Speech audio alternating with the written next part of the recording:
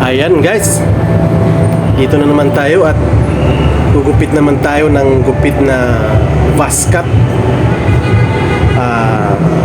Ang gugupitan natin ay isang bata naman to guys, kaya medyo dahan-dahan tayo dito at medyo maingat tayo dito guys. Iba ang bata kaysa ikumpara natin sa isang matanda na.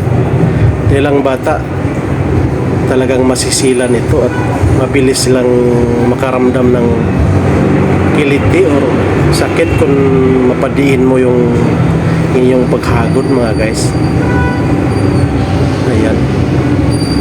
Ayan sa likod natin ng nanay niya, laging nakaantabay at talagang tinitingnan niya ang kanyang anak. Baka siguro makikita niya na nasaktan. Yun naman ang ayaw natin payagan guys. Ayun, tuloy-tuloy ang ating paghagod guys, at para makuha natin ang gupit na baskat sa isang bata guys. Ayan, ganyan lang, gupit lang tayo ng gupit para makukuha rin natin ang tamang gupit guys.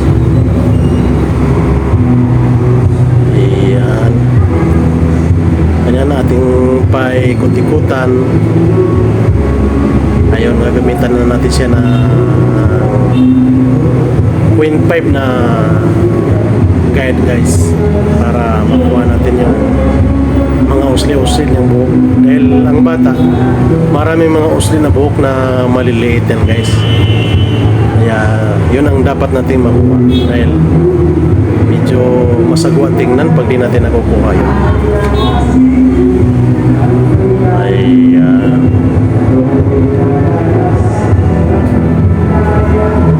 Ayan, medyo napapansin nyo, medyo binibilisan na natin yung ating video dahil medyo mahaba ito guys. Kaya may nipang ating viewers.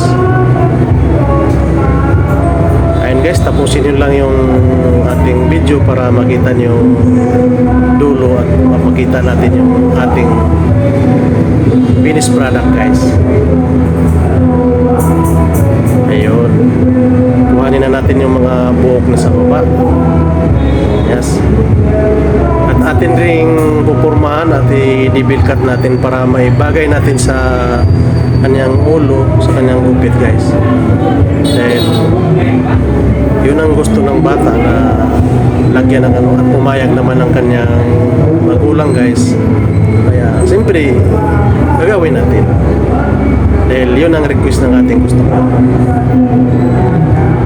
Ayan, yan, kailangan natin titingnan ng maigi para kung talagang pantay ang kanyang debil cut mga guys.